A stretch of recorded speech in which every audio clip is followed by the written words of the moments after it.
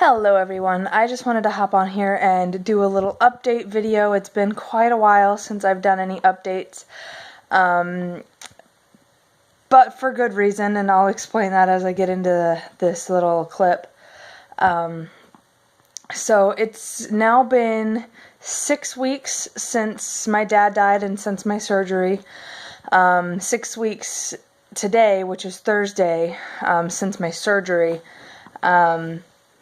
First, how am I coping as far as my dad's death? Every day it gets a little better. Some days are really, really hard. There have been a lot of times where I've just cried and just kind of laid in bed and cried and had Dan hold me and cried, had my mom hold me and cried. And there are times where it still doesn't even seem real. Like it's been a month and a half, and for some reason, well, I mean, obviously it was completely unexpected. It's not that surprising that it's not real to me. I mean, it is very real because Dad's not here anymore, and we don't get to do anything with him. And so that's been really difficult. But, in other ways, we have been, feeling his spirit, feeling him close to us, feeling like he still cares about us. He's still here with us. And so it's kind of been a roller coaster, trying to figure out what normal is for us now. And then other things that have happened. Calvin turned 3, which there was a little clip of his birthday in the last video. I turned 29. My birthday is the day after Calvin's. So that was that. I turned 29 and my birthday was good. It was difficult though, because we went over to my mom's house for dinner like I typically do on my birthday, and I sat in my dad's chair the whole time, and, generally, with the railroad, it wasn't guaranteed ever that my dad was going to be home for my birthday. But if he wasn't home, he would at least give me a call or send me a text. I'll never forget the first time I had a cell phone and I was away at school. He texted me and said, "Happy birthday, baby G." And I was just like, "Dad, I think you're going through a midlife crisis." But it was just funny to me, and I'll never forget it. And it was, my dad called me baby girl all the time. And I've gone through messages and seen him refer to me as baby girl. And it's tender to me. I love that I have, Facebook messages from my dad. I have text messages from my dad that I don't know if I'll ever be able to get rid of. And I'm super grateful for those things. I've gone through like all the pictures and videos I have on my computer, and I've put them all into one album so that I can just go through and look at them when I need to see him or hear his voice. For a really long time, well, I mean, it's only been 6 weeks, but what seems like a really long time, I had a hard time looking at pictures because it was just too much. I couldn't handle seeing his smile and realizing that was as close to his smile as I was ever going to get.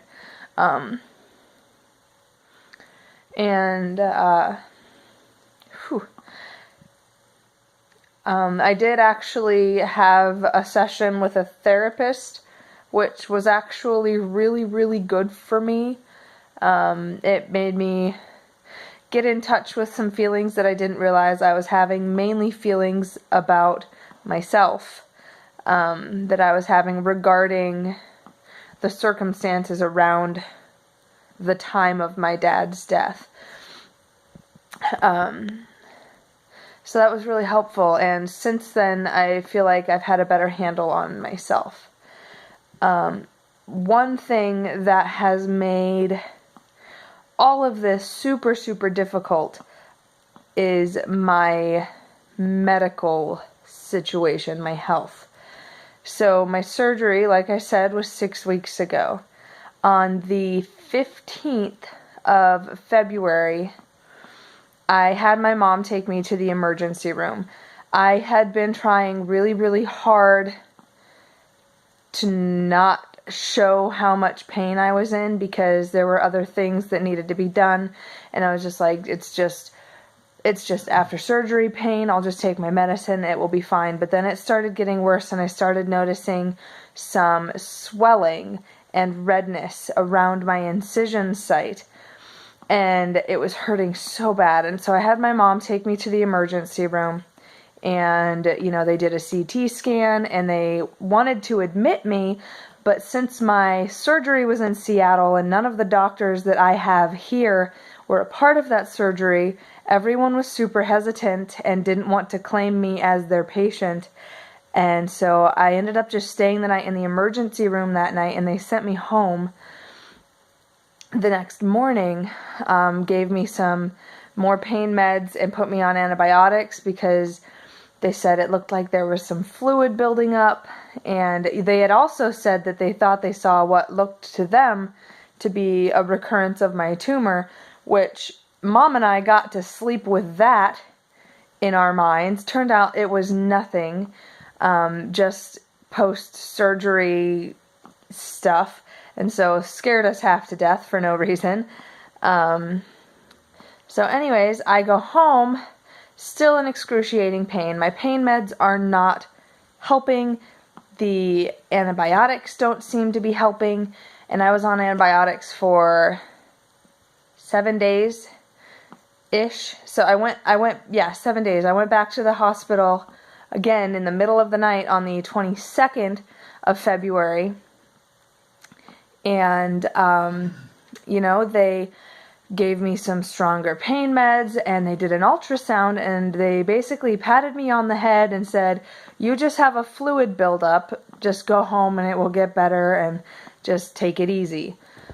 Well, it wasn't getting better. I started running fevers, and so they had told me to call my urologist and get an appointment with him, and so I called them, and they said he didn't have an opening until the 30th of March, and I was like, well, that doesn't work for me, and so I became the squeaky wheel and pushed my way to the point where I got to talk to his nurse directly, explained to her what was going on, and then she called me back and said that, well, we can see you tomorrow at noon. So I went in the next day, saw my urologist, and as soon as he looked at the area, he was just like, this should have been taken care of. And he went back and looked at the emergency room visit notes and the CT scan and stuff, and he said, you should have been admitted to the hospital 2 weeks ago, so we could have taken care of this. There's no reason this should have gotten this bad. And I told him that they had told me that it was just a fluid buildup, and he was just like, a fluid buildup? This is a full-on abscess, and we need to admit you to the hospital right now, cut you open, and drain it. And at that point, I was so, so, so grateful, and he was furious for me because he just said it should have never been allowed to get to that point, and he was furious that they hadn't called him, and so I went straight to the hospital, and that night they reopened my incision and drained it, and now I am attached to this lovely wound vac. This is coming out of my abdomen, and so I've had that since the beginning of March, and I was in the hospital for 4 days. I was extremely anemic. Your hemoglobin is supposed to be between 12 and 15. They start to get concerned when it's at a 9, and mine was at a 7.6. So I was very anemic, and they sent me home without doing anything about it. And I've had a lot of people and a lot of nurses and doctors ask me why they didn't give me a blood transfusion, because apparently that number was close enough to the point of needing one that they should have. And I was very anemic for quite a while after this draining surgery. So as far as the wound vac and how that's going, the infection is gone. He said they drained boatloads of fluid. The wound vac, as far as I know, should be coming out maybe tomorrow, but for sure next week. And so that's that part of it. And then concerning, sorry, this video is going to be kind of long. There's a lot to fill you in on. Concerning my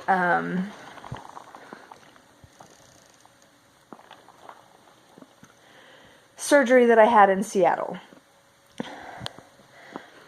It failed.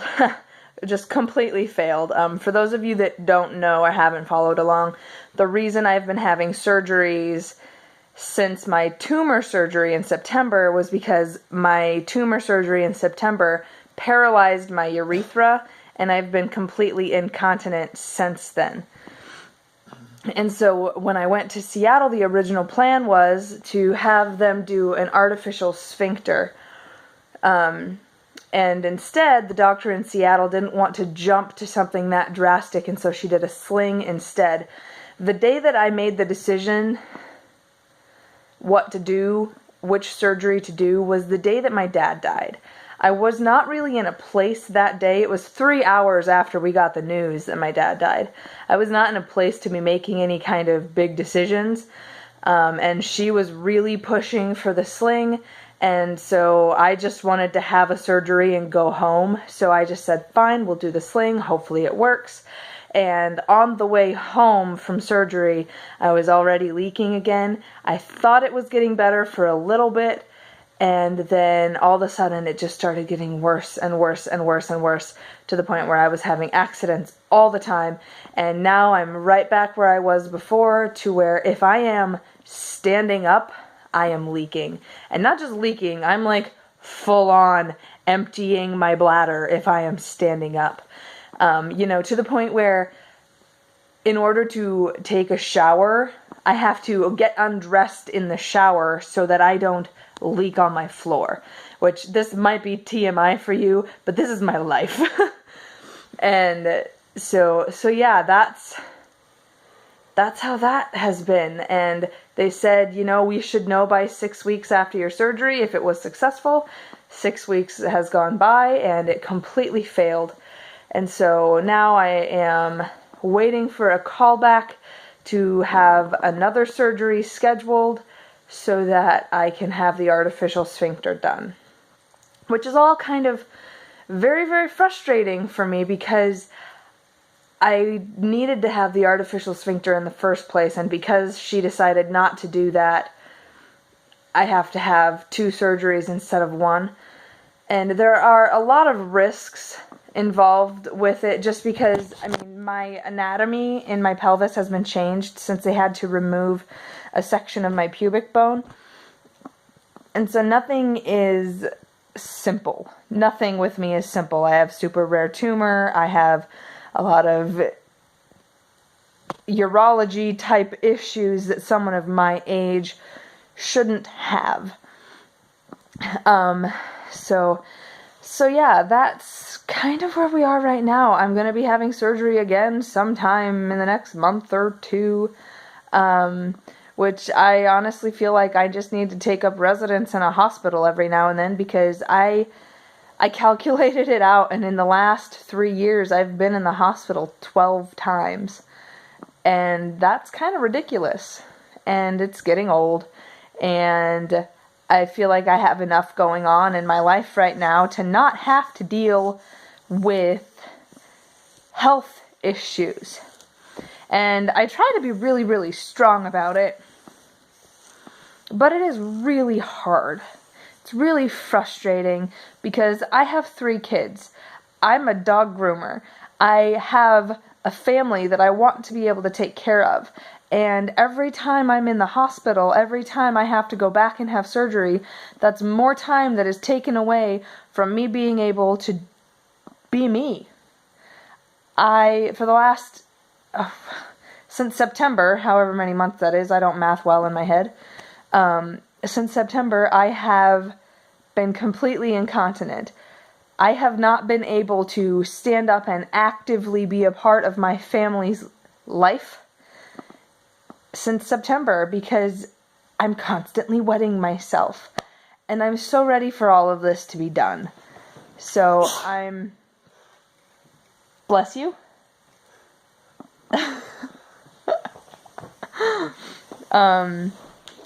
So yeah, I'm very ready for this to be done. I'm sorry this video has gone on really long, but yeah, that's where my life stands right now. I'm really hoping to get back into vlogging. I'm afraid that my vlogs would be super boring for you right now because all I ever do is sit in this chair. Because that's what I can do. So I've been trying to figure out ways to make it a little more interesting. But I'm going to try to keep everybody updated as far as medically wise. I have some other changes coming up in my life that I'm going to talk about more in a different video. But I'm excited about it. It's something that's going to get me doing something that I'm interested in. So I'm really excited about that. I'm really excited to share that with all of you. Once again, I just wanted to say thank you to everyone who has been being so supportive of me through this few months of trials, you know, and especially through these last few years of trials that I've been dealing with. I've had so much love and support just flooded in my direction that I don't even know how to properly thank everyone for all the love and help that you've all been. So thank you so much. I'm so grateful for all of you, and I'm grateful that I have this YouTube channel and the ability to kind of share my story and share my thoughts and my feelings on this kind of platform. So I'm really hoping to get back into, you know, sharing my life and sharing my family. My kids are growing up, and I just want to be able to share that. And so if you're interested in that, go ahead and click the subscribe button, hit the thumbs up on this video if you liked it.